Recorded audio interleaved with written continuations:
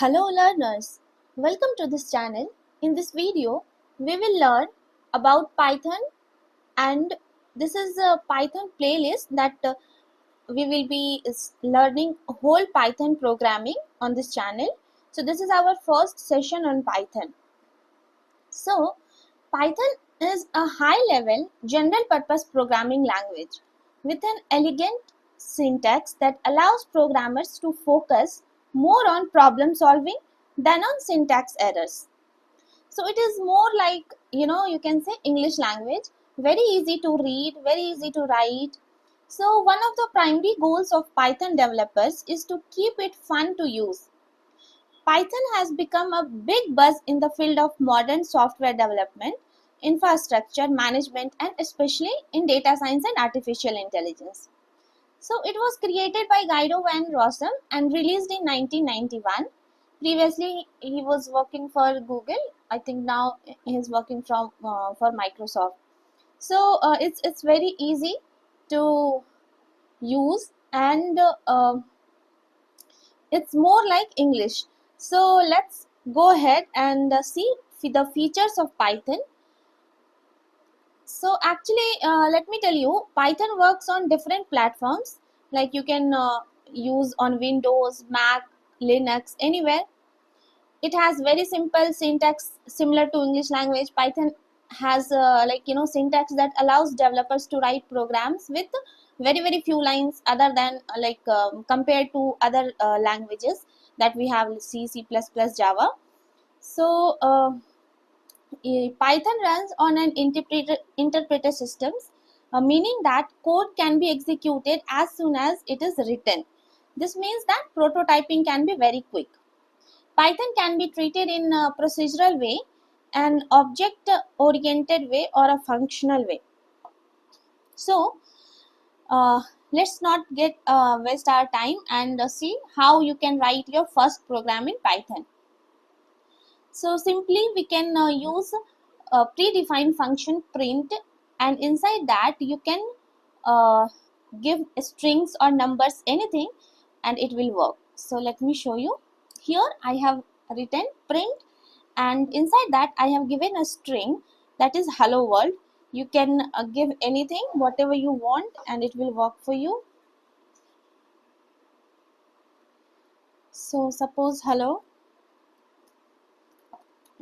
this is my first program, and see, this will work. So this is the print function. It is inbuilt, and you can use to print anything you want, numbers or strings. So this is the string. Now let's print a number here. It will print, like suppose I want to print 6, so it will print 6. Now let's get ahead and learn more about Python identifiers. So this is very first step to know about identifiers, because identifier is the name you are going to identify, like it is a variable or function or class or module or any other object in Python. So an identifier starts with a letter A or Z, or small a to z, or an underscore you can start with, followed by letters or numbers like 0 to 9. So Python does not allow punctuation characters such as like any special characters. It will not allow as identifiers. At the rate, this percentage, or any other special characters, it will not allow other than the underscore. Python is a case sensitive programming language. Thus manpower and small manpower, m, capital M and small m, is different. So let's see what is the valid identifiers we have in Python. So this is the A, B, 10C. So here this name is starting with small a. So it contains only letters and numbers. So this is valid. Now we have this one, only letters and the underscore. So this is also valid. Now this is, so only underscore. So this will be also valid.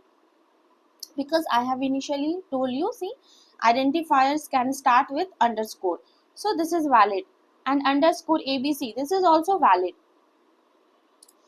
Now see few of the invalid identifiers. Now here 99 is not identifier. Why? Because it starts with number. So identifier should never start with number. It will only starts with letter or underscore, but it may contain numbers. Now like here I shown you AB10C. So this is valid identifier. Why? Because it is containing 10, but it is starting with small a, so it is valid. Now here see again 9ABC, so it is again not a valid identifier. Why? Because it is starting with 9. So identifier should never start with numbers. Now you have x plus y. So as I have also told that any special character is not allowed. So plus is again a special character, it will not allow. So x plus y, it is not a valid. Now here we have another one 4. So 4 is a reserved key. So you can't use any reserved keyword that we have in Python as identifier. So we will see like how many reserved keyword we have in Python. So other than that, you can choose identifier. So we can also if you have doubt, uh, we have one function is identifier in Python. So after selecting any identifier, you can also check whether it is identifier or not. So what we will be doing, we will be taking the print function, and inside that you provide whatever name identifier you have selected, and you have to put dot is identifier, means it will check if it is an identifier or not. So let me run this. See, print ABC is identifier. It is saying yes, true. Now double a means it is starting with a number, so it will not be a identifier. So it will say false. Same way, underscore is identifier. Yes, it is. For is identifier. So actually it is showing yes, but this is the reserved key, so we should not use, otherwise our Python interpreter will get confused. So let's see what is the reserved words in Python. So reserved words in Python is like predefined inbuilt in Python. So these keywords have to be used to develop programming instructions. Let's see what are the reserved key. So like first you have to import the keyword, and then I will search for keyword list, so it will give you all the keywords that we have. So see here I have all the false, none, true, and, as, assert, async, await, break, class, continue, diff, del, delete, elif, else, except, finally, for, from, global, if, import, in, is, lambda, some more, return, try, while, with, yield. So all these are keyword list. So we should not use uh, this as identifier, because it will, our interpreter will get confused. That's why we should not use it. Now let's learn about comments in Python. So comments we use for, suppose define the coding line, and also if your coding is code is complicated or big, so you should write comments very often to understand the what you have written, so that you and any other person also can understand your code. So as the programs get bigger and more complicated, they get more difficult to read. So formal language are dense, and it's very often difficult to look at a piece of code. So it's better to figure out what it is, what's going on here. So for this reason, it's better to write the comments. So in Python we use hash, and then whatever you want you can write in English language, and when you run the program, uh, the interpreter will understand that this is comment, this is like it has nothing to do with code, so it will leave that line. So let's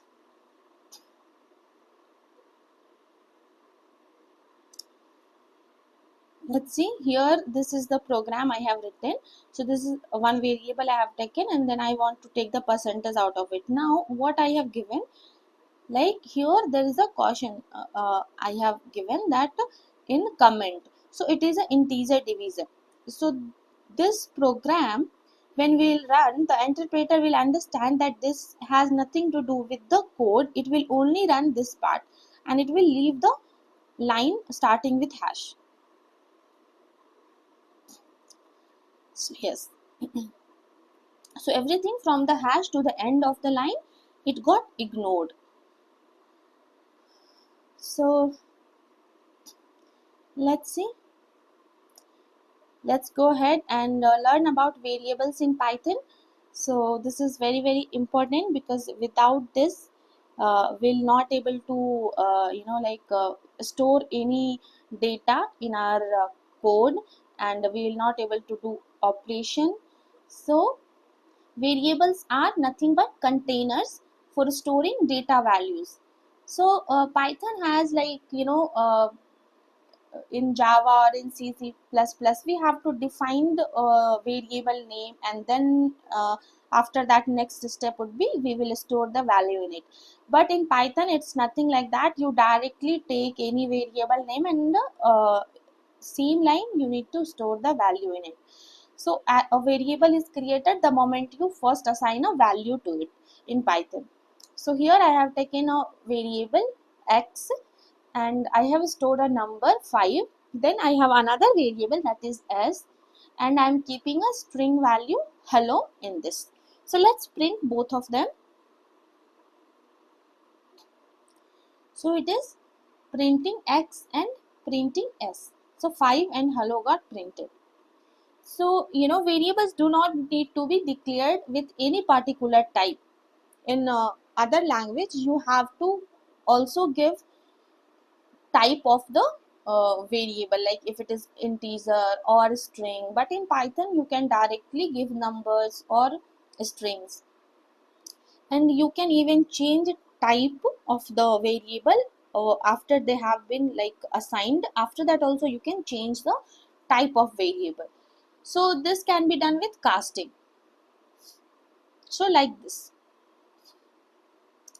you can you have to give the, if you want to give suppose 6, so if you want to give it float or integer, you have to write using casting. So you need to write int 6, so it will, the 6 will be integer there.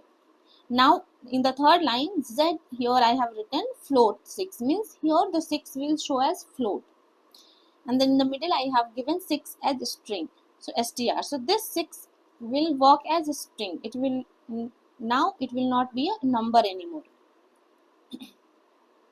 So this, now like let me just print it out. So see, here we have x, y and z. So this we achieved using the typecasting. So like how will you understand that, okay, so what is the type of x, what is the type of y, what is the type of z? So we have one built-in function in Python, that is type. So using type function we can see what is the type of a particular variable. So let's see what is the type of y. So here as you can see I have given y as string, so it should show a string. Like when we will check what is the type of y, it will show str. See, str means a string, it is a string. Now let's see what is the type of z. So it will show you this is float. Now if you will check for x, it will show you it is integer. So like that we can check the type of variables. Now like you can also not only the variable name, at a time also without variable name you can uh, see what is the type of anything. Like here I have given print type of hello world and print type of 17. So it will give you a class, like which class it belongs to. So here the hello world belongs to string, so it will show you this is the class string.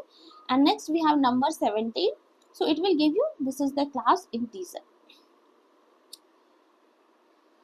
Okay, now let's see, let's check one more about float. So this is the type of 3.2. So 3.2 is nothing but float, so it will give you it belongs to class float. So this is how you can check type of any variables or any string or integer or float, like that. So just for your practice purpose, you can learn more. You can just give the numbers, and like see here I have given 17 in a so here I have given past 17 and 3.2 in a string. So it will show you as this is the class of this 17 belongs to class string, and this 3.2 is belonging to class string. Why? Because I have taken it as a string.